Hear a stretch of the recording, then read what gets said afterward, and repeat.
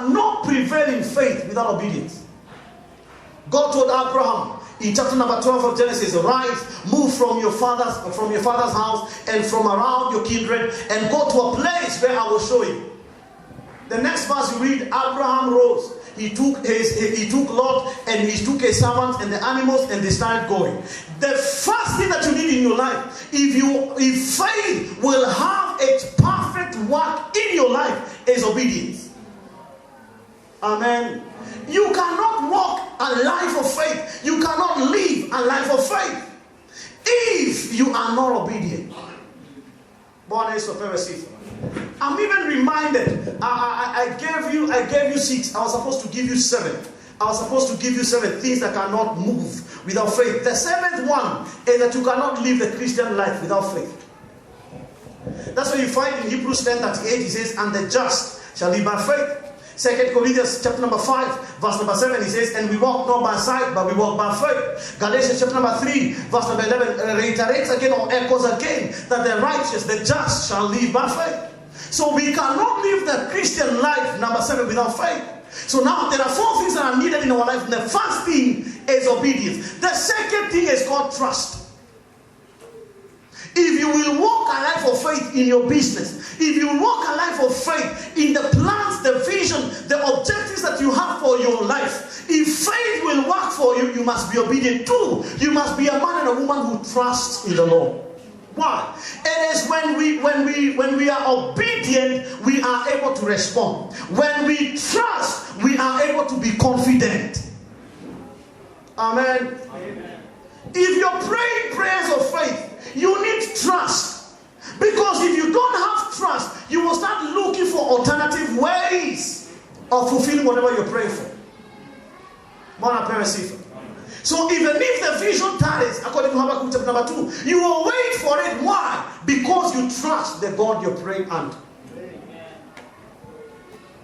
So for you to be positioned in faith, to be able to pray in faith, to be able to please God in faith, to be able to work out your salvation with fear and trembling in faith. Now you will need to be obedient too. You will need to trust God. You will need to trust God. Blessed be the name of the Lord. Blessed be the name of the Lord. Isaiah says in chapter number 40, verse number 31, that they that wait upon the Lord will renew their strength. They that wait will renew their strength. They that wait will renew their strength. They that wait will renew their strength. In chapter number 40, he says that I waited patiently for the Lord, and he heard my cry, and he uprooted my feet from the miry clay, and he made me to stand on solid ground.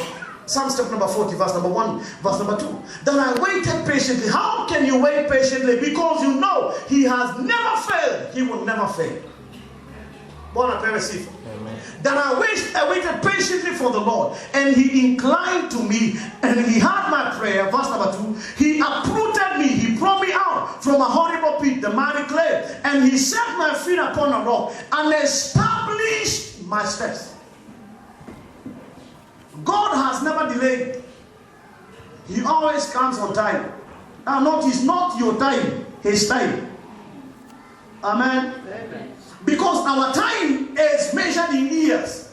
You know, we measure our time according to how old I am. We measure in our dispensation of time, we measure by how much we have. In our dispensation of time, we measure by how far I have gone. But according to his way of doing things, because he is a dependable God, he can be trusted.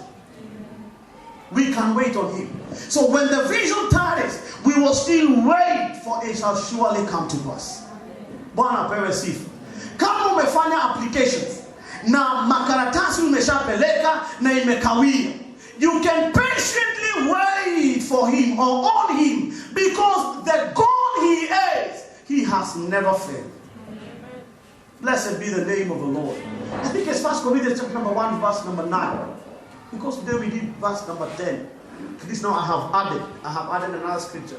Verse number 9. There will be now this one. He says, now number 10 now has talked about the unity and the togetherness and the oneness of the brethren. Now look at verse number 9. This is what Brandon read. He says that God is faithful. Amen. Our God is faithful. So I can obey and trust him because he a dependable God. He is faithful. Now, a faithful person is one that does not break his word. Amen. A faithful person is one that keepeth his promises.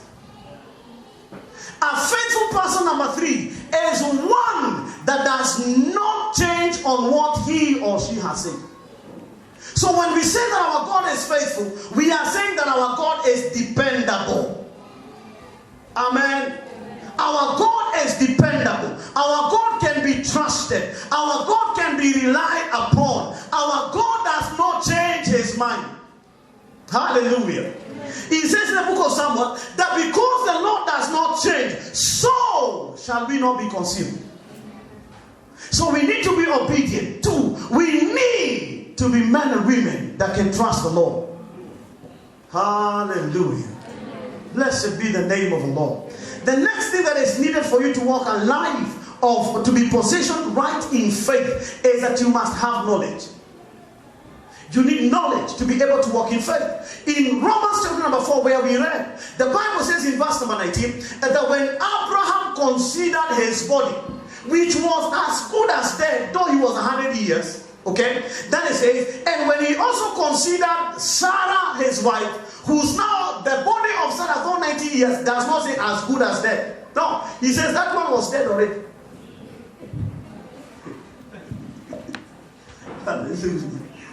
For Abraham, it was as good as dead, meaning there's some hope. It was not dead, but there's some hope. Then he says, and when he considers the deadness of Sarah's womb, his own body already dead, or as good as dead according to the NIV, and Sarah's womb, which was good as dead. Look at the next verse. He says, he did not waver. Use the NIV. I'm looking for one verse from verse number 19. Go back to verse number 19. Go back this one. He says, without weakening in his faith, he faced the fact. Faith needs some facts. Faith is not ignorance. Faith is not stupidity. Amen. I remember people like Akina Mokera here, they will tell you, and the wife and Akina Revredana, we come from a generation of possess. And you used to call it name it and possess it. That's what you used to call it. We used to call it what? Confession brings possession. Now the other one was name it and claim it. Yeah, there was confession and possession. The other one was name it and claim it. Unapata Biblia ya Mokera unasema ninatamka katika jina la Yesu Kristo. Wewe ni wangu. Tulikuwa na imani. Ukienda kwa ofisi ya serikali, unapata wamepark Mercedes Benz. Unasema kwamba maandiko inasema you shall declare a thing, it shall be established. Hii Mercedes ni yangu. Now faith does not work on ignorance. Amen. The Bible says he faced the fact. There are some facts in life you must face. One of the facts in life, young people, we must face is that without labor, there will be no profit. Bible says he faced the fact. In as much as we are praying, in as much as we are trusting God, if there is no putting our hands to do something, there may not be anything our hands will bring into our pockets. In as much as silver and gold belongs to God, that silver and gold is not released from the church altar. Here what we do is to provoke it. After we provoke it here, you have to look for a company, look for a business, look for a shamba. Tafuta karai, fulia mtu nguo, you will see silver and gold coming.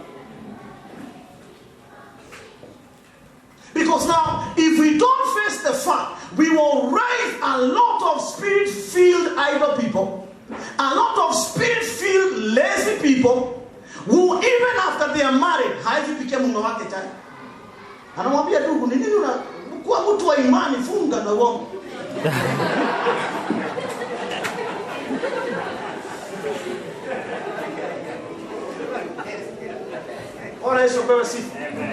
We must face the fact.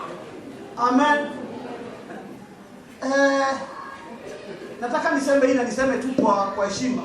ndoa haisustain na maombi peke yake.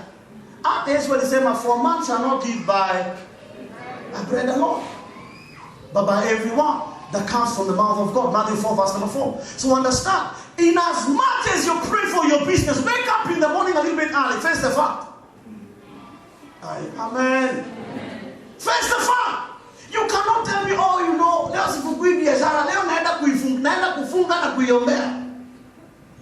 After umeenda kufunga na kuiombea, wakati Valerie anataka kwenda kununulia Alfi unga ya ugali, akuje apate umefunga duka yako, atarudi nyumbani agoje umalize kufunga na kuomba? Atanunua kwa duka nyingine na Mungu atabaki kukuwa Mungu. Face the fact. Amen. So faith does not operate on the premise of ignorance. Faith operates on the premise of full knowledge. Abraham knew that his body was as good as dead. When he looked at Sarah, her body was also dead as far as giving birth is concerned. But he did not weaken in his faith. So faith is not ignorance. Hey, Bwana pewe sifa. Ati niko na imani nitaenda Marekani. Ni sawa uko na imani nitaenda Marekani. Now let us face the fact. Uko na passport? Tunaulizana tu maswali kama familia moja. Do you have a passport? Now please look at me. If you don't have a passport now, hakuna US unaenda. You can write it on the papers. You can do anything you want to do. But without a passport, the only United States utaenda is United States of California. Face the fact. Bwana Yesu apewe sifa. Oh, unajua pastor anafikiria najenga imani na nikuwa anaua. Sio kuua na uwe imani. Najenga imani yako kwa misingi ya maandiko. Amen. Faith is not me najua siku moja nitaamka nitakuwa tajiri. Wewe uende ulale siku moja utaamka.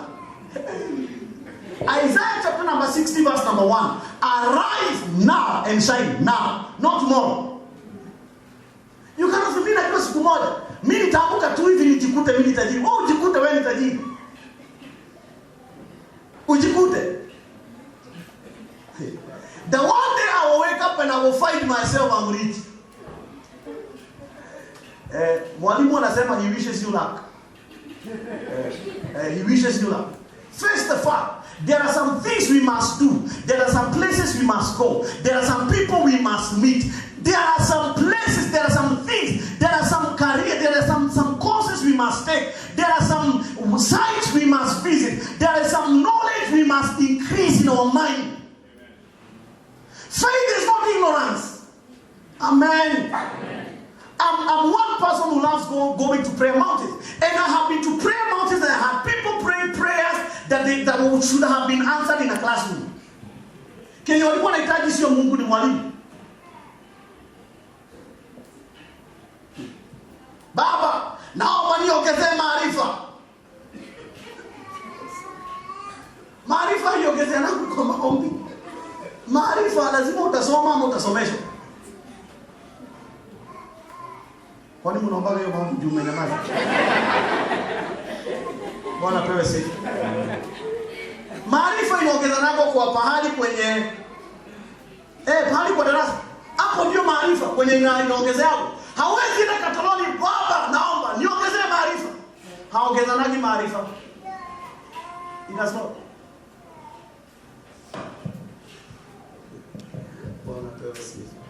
I think it's Luke chapter number 6 verse number 4. I salute you in the name of our Lord and Savior Jesus Christ. We hope that you will be edified through the sermons by Pastor Steve. May the Holy Spirit minister to you even as you listen.